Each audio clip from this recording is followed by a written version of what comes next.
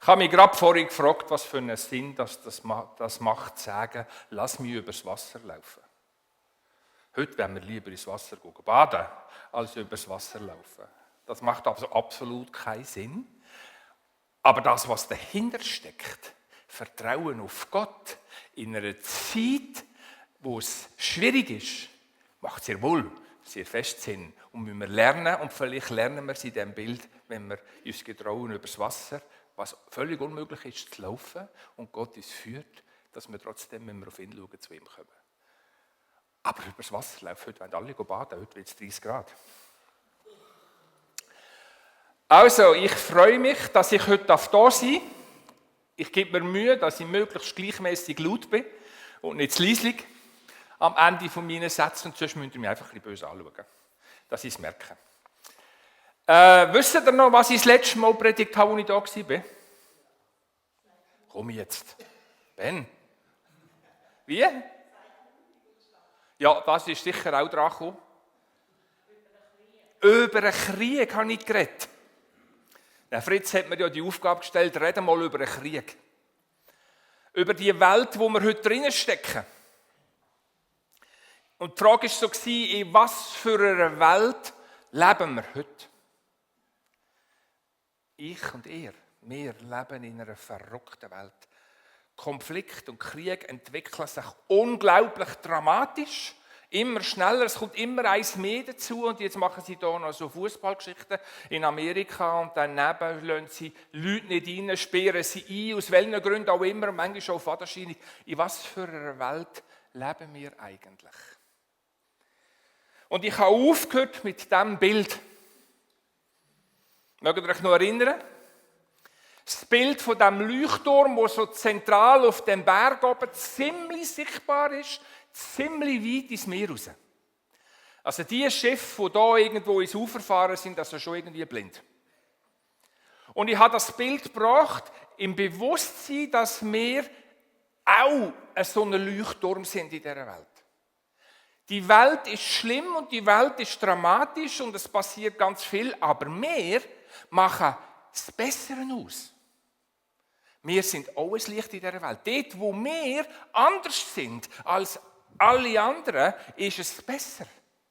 Machen wir etwas aus. Und das ist verbunden mit der Aufforderung, wo Jesus gesagt hat, ihr seid das Licht.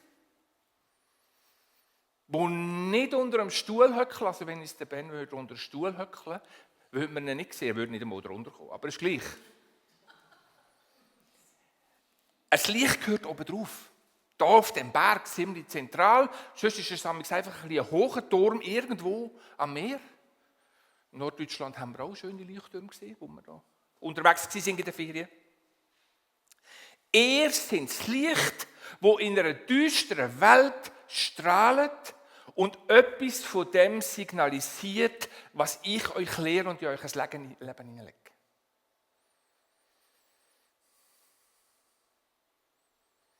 Ich finde, es ist noch eine krasse Aufforderung, in einer Welt einen ganz anderen Punkt zu setzen. Und meine Predigt knüpft hier an das an.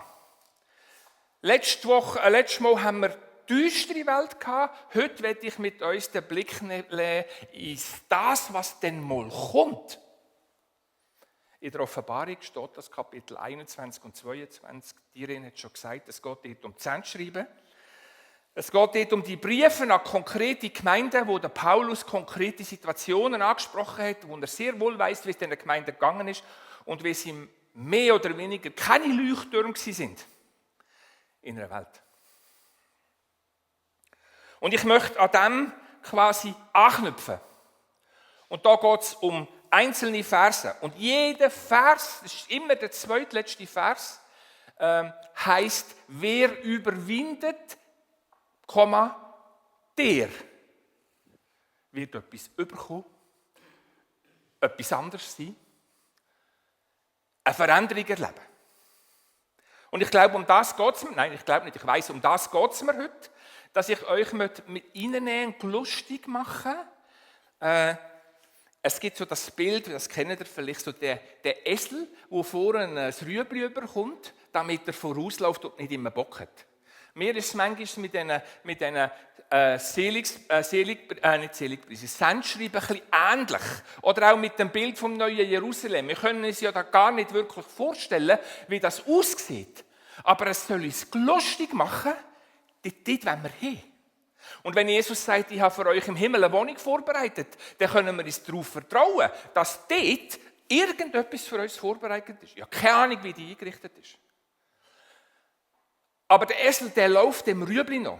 Und für mich ist immer wieder so die Auseinandersetzung in diesen einzelnen Sätzen, wo ich nachher darüber rede, macht es mich lustig, mich dem auszusetzen. Macht es mich lustig, mich da reinzusetzen und mich herausfordern zu lassen. Wer überwindet? Mit dem fängt der Satz an. Und damit zeigt er ja eigentlich schon von Anfang an, das Leben ist kein Ponyhof. Kein Leben ist kein Schocki-Job. Unsere Aufgaben, unsere Situationen daheim in der Familie ist nicht immer einfach. Und es gehört zu unserem Leben dazu, dass man manchmal Hindernisse überwinden muss. Dass man Fragestellungen, wo man keine Antwort weiss, muss angehen. Und das will der Satz eigentlich sagen. Zu allem Anfang an, Freunde, es geht darum, dass ihr etwas überwindet. Da könnt ihr nicht ausweichen, da könnt ihr nicht ans Meer sitzen und nur den Strand geniessen. Es gibt die Situation und wir müssen uns denen stellen. Und die Frage ist einfach, mit wem oder mit was? Wir gehen davon aus, dass Jesus mit uns kommt. Weil in diesen Sendschreiben nicht redet Jesus zu der Gemeinde. Und damit macht er deutlich, mit wem dass wir unterwegs sind. Die Welt, düster, so wie sie ist nicht immer einfach. Und darum ist der Satz oder die Übersetzung von dem Satz, wer überwindet, die Aufforderung, stell dich dem. Und der nachfolgende Teil vom Satz zeigt er, warum. Nein, wozu? Nicht warum, sondern wozu? Was ist denn eigentlich das Ziel? Was verspricht uns Gott in diesen Sendschreibensatz? Jedes Sendschreiben sind 7 an der Zahl, hört mit dem Satz auf. Wer Ohren hat, der höre.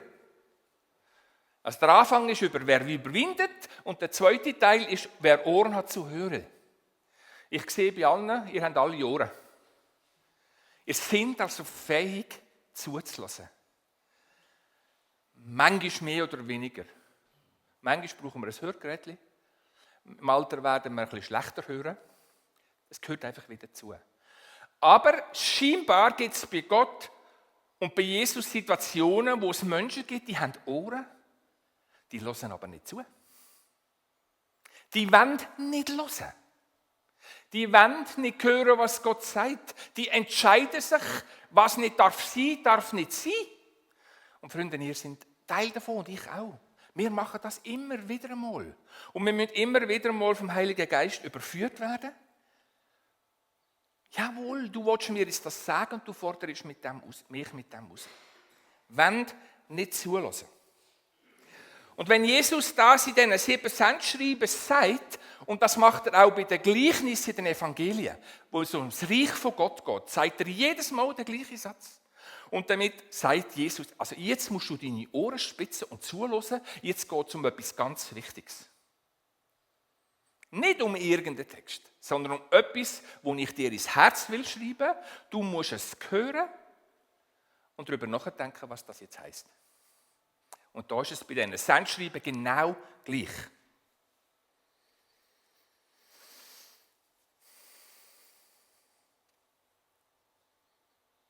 Was steckt hinter dem Überwinden? Habe ich mich gefragt. Ich glaube, in erster Linie steckt da das Böse im eigenen Leben immer wieder mal zu überwinden. Ich würde jetzt nicht sagen, dass ihr alle böse sind. Aber ihr alle erlebt Situationen, wo etwas nicht in Ordnung ist.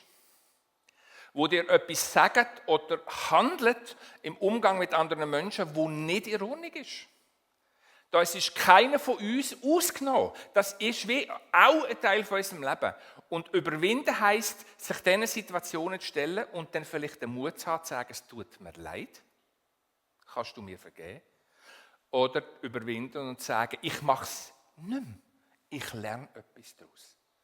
Also wenn es ums Überwinden geht, geht es vor allem auch um das Böse in unserem Leben zu überwinden. Das andere, was noch dazu oder hinter dem Überwinden steckt, ist, hinzuhören, was Gott sagt und zu machen, was Gott sagt. Und das ist immer ein bisschen im Kampf mit uns selber. Wir sind manchmal ein bisschen Egomanen. Jeder will ein bisschen seine Ziele verfolgen. Jeder hat sein Steckenpferd. Jeder hat seinen Wunsch. Jeder hat seine Sehnsucht. Jeder hat irgendetwas, das ihn hindert daran, manchmal auf Gott zu lassen und das zu machen. Und das ist nicht einfach. Ich diskutiere Wochen und Stunden und Wochen, muss ich sagen, mit unseren Studenten oder mit meinen Studenten am TSC über diese Frage. Kann ich denn wirklich Gott nachfolgen? Kann ich hören, was er mir sagt? Es kann ja nicht sein, dass das stimmt, was da steht oder was er mir sagt. Das Dritte, wo ich denke, wo wir überwinden müssen, ist, Gott Recht zu geben, in mein Leben hineinzureden. Wer hat uns gemacht? Vater und Mutter. Biologisch. Und dass er einen Plan hat und dass er ein Ziel hat. Und wenn wir ihm nicht das Recht geben, in unser Leben hineinzureden und einmal eine Kurve zu definieren, wo wir gehen müssten, zu lassen, dass Gott das Recht hat. Und überwinden heisst, immer wieder mal zuzulassen, dass Gott das Recht hat, in mein Leben, in meine Entscheidungen, in meine Beziehungen hineinzureden. Und etwas in Ordnung zu bringen, mit mir zusammen auch etwas Neues zu definieren oder eine andere Richtung einzustellen. Er hat das Recht, in mein Leben hineinzureden, weil ich sein Geschöpf bin. Und der Chef ist der Chef und bleibt der Chef. Auch wenn ich manchmal das Gefühl habe, ich sei der Chef. Wer das eigene Ich überwindet, das ist dann das vierte, wer erkennt, was ich will und was mir Mühe macht und das anhebt und Gott sagt, hilf mir, dass ich verstehe, um was es geht, ist auch ein Aspekt vom Überwinden. Nicht das zu machen, was man macht, sondern das zu machen, was er will und ich auch will, wenn wir überwinden. Und es gibt noch ganz viel. Auf diesem Hintergrund werde ich jetzt eigentlich meine Predigt aufbauen. Wer überwindet, wer Ohren hat zuzulassen, der wird anhand von diesen Sätzen, es sind 7 Sachen, 7 Sätze, erkennen, was eigentlich Gott uns verheißen hat. Ich sage dem nicht Verheißung, ich sage dem Lohn. Es ist etwas, wo uns zugesprochen wird. Wenn wir es machen, kommen wir es über. Es heisst nicht, wenn du, dann du, eventuell ich. Gebe dir das. Sondern wenn du überwindest, dann wirst du das oder das bekommen. Und über das möchte ich mit euch nachdenken jetzt, weil es etwas Lohnenswertes ist, was wir bekommen, etwas unglaublich Wertvolles, etwas, was unser Leben so quasi wie segnet. Gott will uns segnen. Und darum glaube ich, müssen wir nicht beim Düsteren bleiben hängen, sondern wir dürfen uns auf das freuen, was Gott uns verspricht. Das ist wie der zweite Blickwinkel. Letztes Mal haben wir auf das Düstere geschaut und die Aufforderung, ihr seid Licht von dieser Welt und heute schauen wir auf das, was Gott uns verspricht. Ein 7-facher Lohn. Die erste Aussage ist das. Wer überwindet, in anderen Übersetzungen heisst, wer den Sieger ringt. Das ist ein bisschen ein Unterschied. Oder? Wenn es heisst, wer überwindet, dann ist die Rede davon, dass wir in einem Prozess sind, wo etwas passiert. Und wenn es heisst, wer den Sieger ringt, dann ist die Rede davon, was wird kommen. Viel stärker als beim Überwinden.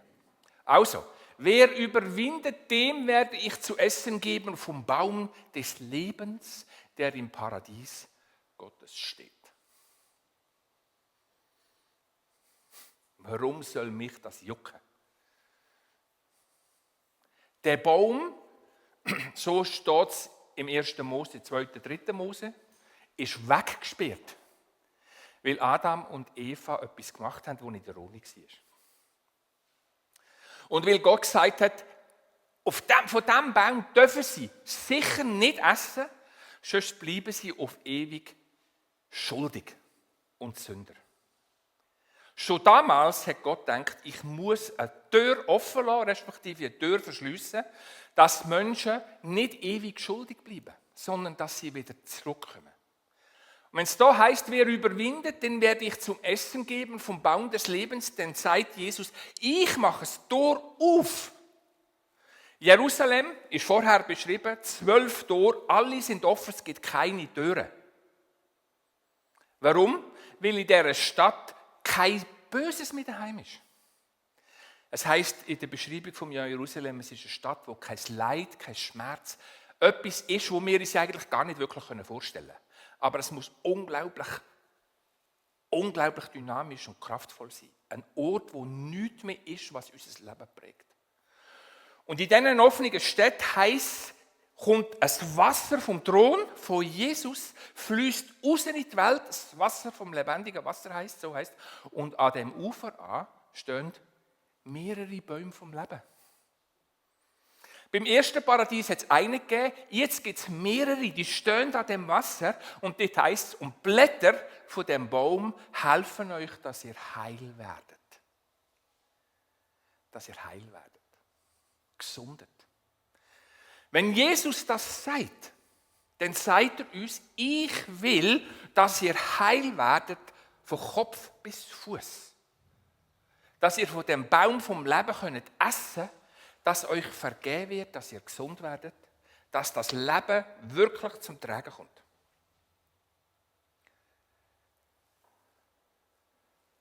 Das, was uns an Sünde und an Verletzungen prägt, wird vergehen. Gelustet euch das? Jetzt müsst ihr alle strahlen. Das gelustet uns.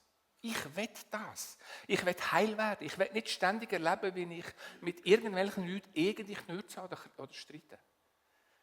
Und das sagt er, ich werde euch geben von diesem Baum. Mut und kraftvoll wird der Baum sein. Und das verspreche ich euch. Das wird passieren. Das ist nicht nur eine Rede, ja, vielleicht einmal. Sondern er sagt, ich mache das. Ich gebe euch vom Baum vom Leben. Und damit gibt Gott uns Heilung und Gesundung. Körper, Geist und in unseren Seelen. Der zweite Satz, wer überwindet, dem wird der zweite, der ewige Tod, nichts anhaben können. Das ist die Frage, was ist denn der zweite Tod? Was ist der erste Tod?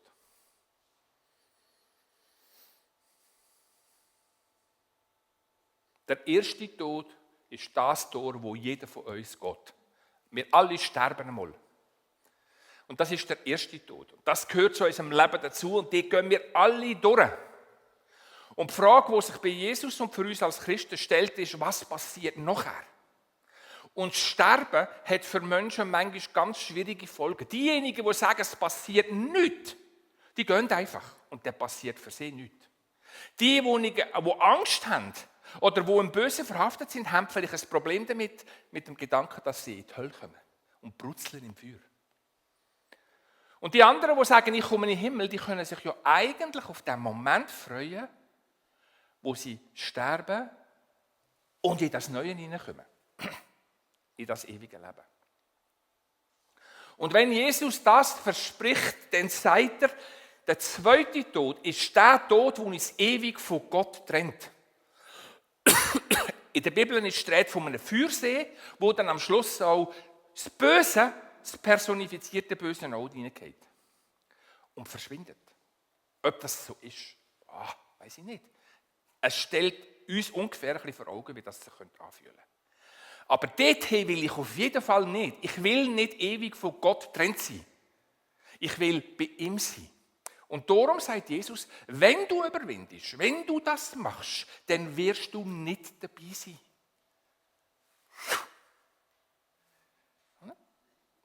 Das lohnt sich. Das lohnt sich. Paulus schreibt im 2. Korintherbrief diesen Satz. Wir können jetzt zweifeln und sagen, nein, es wird nie so weit kommen.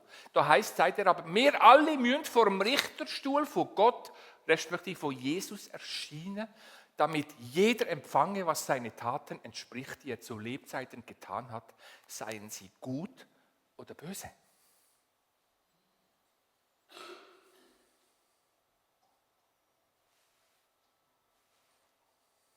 Das wird passieren. Und wir werden mal dort stehen. Und ich stelle mir das vor, in der Offenbarung ist die Rede davon, dass das Buch aufgemacht wird und dann wird unter W wie Welti und dann unter R wie René nachgeschaut, was hat der alles gepostet. Und da steht dort ganz Haufen. Ich sage meinen Studenten manchmal, weißt, ich stelle mir das ungefähr so vor, so ist es sicher nicht, aber es steht etwa ähnlich. Das heißt, da stehe ich dort und dann sagen die alles, ja, der René ist das und das und das und das hat er gemacht. Und das ist voll peinliche Nummer. Das ist beschämend. Ich strenge mich so an, in meinem Leben gut zu tun und am Schluss steht dort, was ich auch noch gemacht habe. Und das Spannende an dieser Geschichte ist, dass Jesus aufsteht und sagt, das ist mein Kind, für ihn bin ich gestorben, Halleluja, alles vorbei. Aber wahr ist es trotzdem? Wahr bleibt es trotzdem, was ich gemacht habe? Aber ich lerne in dieser Situation, dass er mich wirklich vergeben hat. Losgekauft hat, sagen wir Theologen. Du keine Angst haben. Wer überwindet, muss vor dem zweiten Tod keine Angst haben. Freunde, das entspannt. Sterben ist nie einfach. Wer Sterbende begleitet, weiß, was das für ein Kampf ist und wie schwierig das manchmal ist, zu gehen, wenn man nicht so genau weiß, was kommt.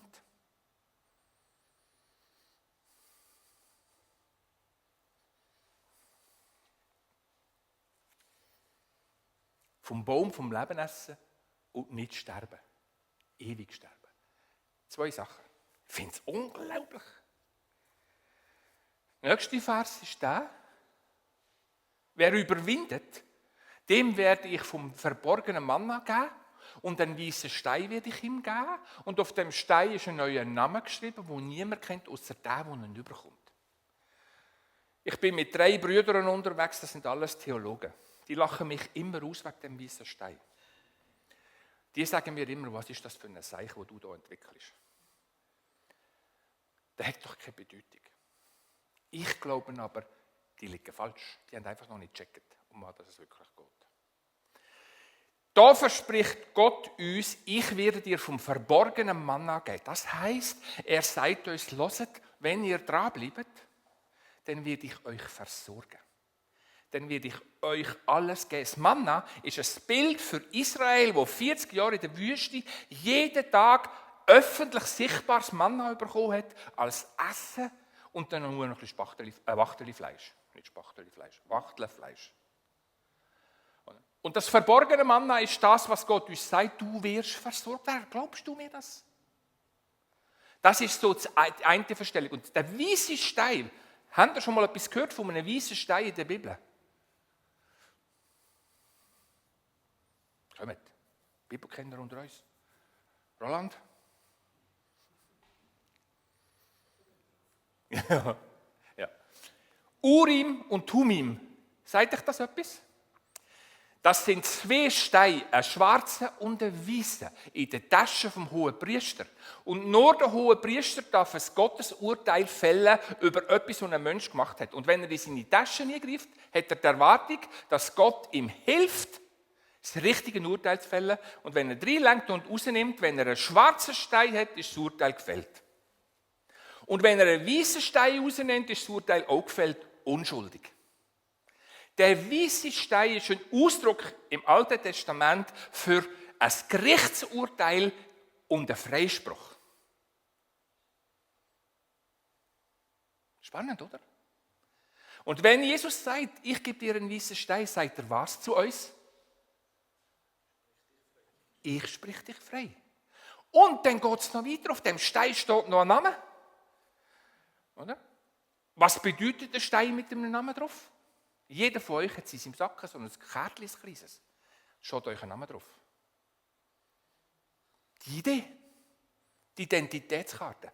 Der weisse Stein wird für die Menschen, die das überkommen, zu einer Identitätskarte. Mit dem können sie in den Himmel. Das ist meine Auslegung. Ich glaube das. Ich glaube, dass Jesus uns mit dem Stein verspricht, mit dem kommst du rein. Und du bist freigesprochen. Und ich werde dich versorgen.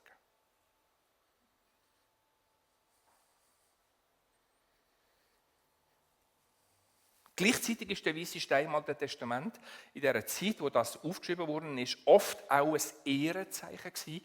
Wenn Gäste zu Besuch gekommen sind, haben sie auf ihrem Tisch einen weißen Stein gehabt.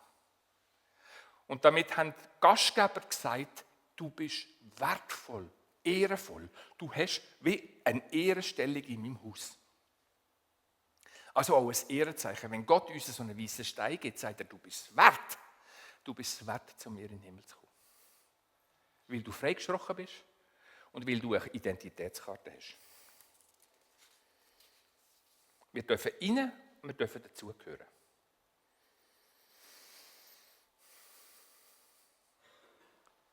Wer überwindet und meine Werke bis ans Ende bewahrt, dem werde ich Macht über die Völker geben und ich werde ihm den Morgenstern geben. Das ist der schwierigste Vers. Weil mit dem Gedanken, wenn wir Macht haben über Völker, verbinden wir das meistens nicht positiv, sondern mit Machtmissbrauch, mit dran unterjochen, ich sage dir, was du zu tun hast. Und wenn Jesus das sagt, ich werde dir Macht geben, wenn du überwindest, dann geht es da nicht um Macht als Herrscher, sondern Macht mit Jesus zusammen, das Friedensreich, das mal wird kommen, mitzuregieren. Und wenn das 8 Milliarden Menschen sind, die dort mitregieren, ist das ein heilloses Chaos. Oder? Aber es ist die Zusage, dass du wirst dabei sein. Du wirst Macht bekommen, mit mir zusammen Frieden zu stiften auf dieser Welt. Ich nehme dich so ernst. Und das Zweite ist, ich werde euch den Morgenstern geben. Was ist der Morgenstern? Was bedeutet der Morgenstern? Sammy, du bist Bauer, stehst am Morgen auf. Was bedeutet der Morgenstern? Was? Ja, das eine und das andere. Ja, der Morgen kommt. Es kommt etwas Neues. Die Nacht ist vorbei, sondern der Morgen kommt. Und man schaut dort auf und sagt, der Morgen kommt. Und das ist die Aussage von dem Vers. Und dann, wenn Jesus sagt in der Offenbarung ein bisschen vorher, noch ein bisschen nachher, sagt er, ich bin die Wurzel und der Spross von David und ich bin der Morgenstern. Und der sagt euch, ihr dürft Hoffnung haben, der neue Tag kommt. Wenn der Morgenstern sichtbar ist, wissen wir, der Morgen kommt. Dann geht es nicht noch einmal zurück und dann wird wieder Nacht. Der Morgenstern ist Jesus, der will uns Mut machen, das Neue kommt. All der Mist, wo wir in dieser Welt leben, ist vorbei in dieser Nacht und das Neue wird kommen.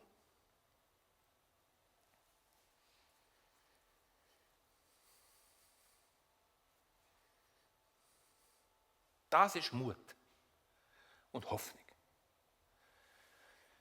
Der nächste Vers ist, wer überwindet, wird in weisse Kleider gehüllt und nie werde ich seinen Namen aus dem Buch vom Leben tilgen. Ich werde mich zu ihm bekennen vor meinem Vater. Wir kommen alle neue Kleider über. Nicht C und A, sondern himmlische Kleider. Weiss. Weiss als ein Zeichen von Reinigung, von freigesprochen, von neu. Wer kennt das Kinderbuch Nicht wie bei Räubers? Wie heißt der kleine Bub? Tom. Was erlebt der kleine Bub, nachdem er weggeholt worden ist aus der Räuberbande? Er muss duschen, respektive baden. Er muss seine dreckigen Kleider abziehen. Die werden verbrannt und er hat unglaublich Mühe mit dem, weil das sein einziger Besitz ist. Das darf nicht weg. Aber der andere sagt, fort mit. Er wird neue Kleider bekommen und mit diesen Kleidern darf er am Schluss von dieser Kindergeschichte hineingehen zum Thronsaal von Gott dem Vater und mit ihm zusammen auf dem Thron sitzen. Das ist die Geschichte von diesem Buch. Das ist die Aussage von dem. Wer überwindet, wird ein neues Kleid bekommen und ich werde seinen Namen nicht aus dem Buch tilgen und ich werde mich zu dir stellen, wenn du dann vor Gott stehst. Mindestens einer ist für mich. Oder für dich. Mindestens einer. In Sacharja steht genau der Satz vom Nichtüberräubers. In Sacharja 3,4 heißt es: Nehmt die verdreckten Kleider von ihm, schau, ich habe deine Schuld von dir genommen und ich werde dir Festkleider anziehen. Ja.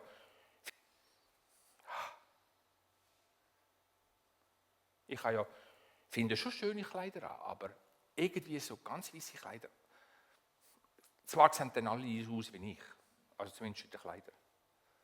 Aber es ist ein Symbol von dem, dass uns Gott wirklich vergeben hat, wirklich rein gemacht hat. Das zweitletzte ist das da. Wer überwindet, den werde ich zu einer Säule im Tempel von meinem Gott machen. Liebe Freunde, das will ich nicht. Den ganzen Tag so stehen und irgendwie noch das Dach haben, das will ich nicht. Das stelle ich mir unglaublich schwierig vor. Geht sich auch so.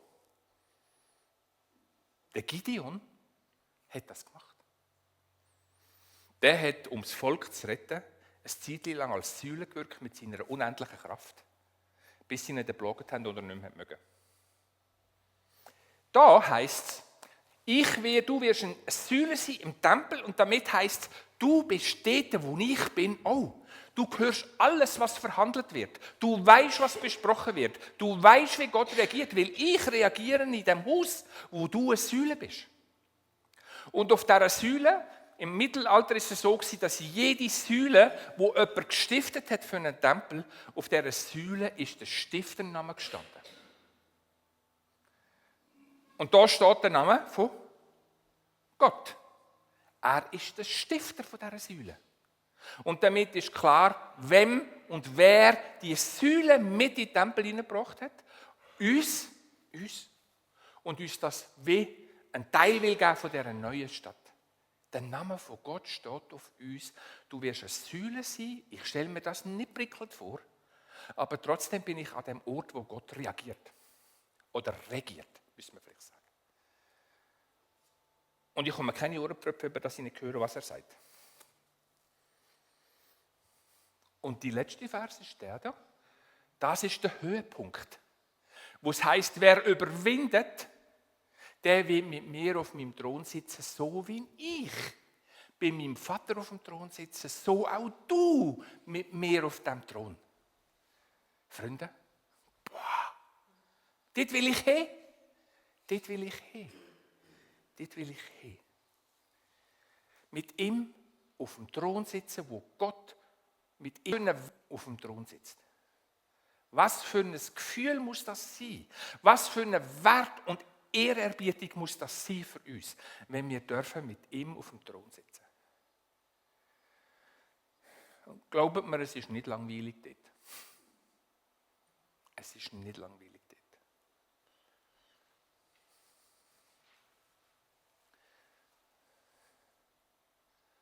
Und spannend an diesen 7 Versen ist eigentlich, dass da versteckt eine Reihenfolge drin steckt, wo heißt, das passiert, denn das und am Schluss landen wir im Thron. Anfangen tut es mit dem Baum vom Leben. Er macht es gesund.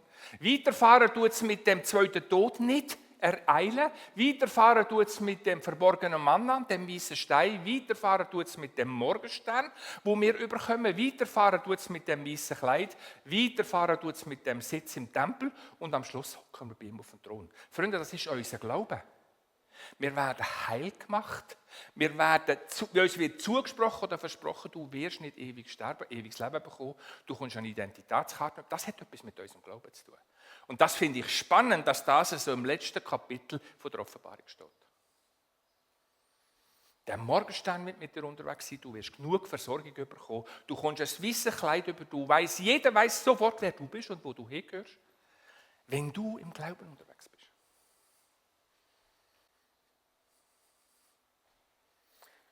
Die Frage ist, hockt ihr jetzt depressiv da? Oder freut ihr euch? Mein Ziel wäre, euch lustig zu machen auf das, was Gott uns verspricht. Das wird passieren, dürfen wir es glauben. Ich glaube es. Und wenn wir dort dabei sind, wenn die Situation kommt, wenn wir auch in all diesen schwierigen Zeiten, wo wir unterwegs sind, wo es viel Schwieriges gibt, überwinden, dranbleiben, erleben, wie Gott uns führt und heil und gesund macht, werden wir hier dabei sein und am Schluss auf seinem Thron sitzen. Das wünsche ich euch. Und wenn wir das annehmen, werden wir zu einer Leuchtfeuer auf dem Fels. Weil das so ganz anders ist als das, was die Welt erzählt und verkündet.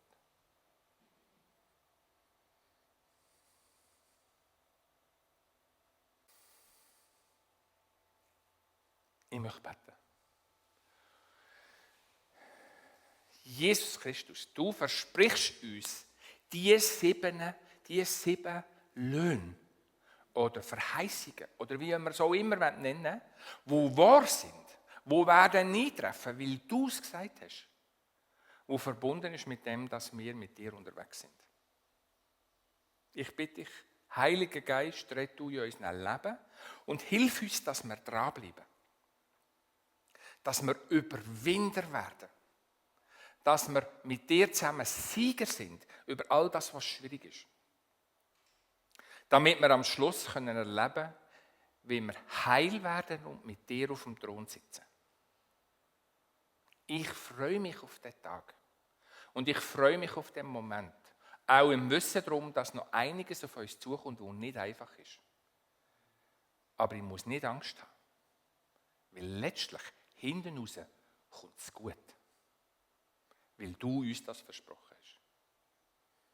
Ich bitte dich, Jesus Christus, dass du uns die Gedanken, die wir jetzt hier so miteinander bewegt haben, oder ich mit euch bewegt habe, dass die Gedanken uns nicht einfach wieder aus dem Kopf abhauen, sondern dass das uns prägt, uns ermutigt, uns stark macht, dich ins Zentrum zu stellen.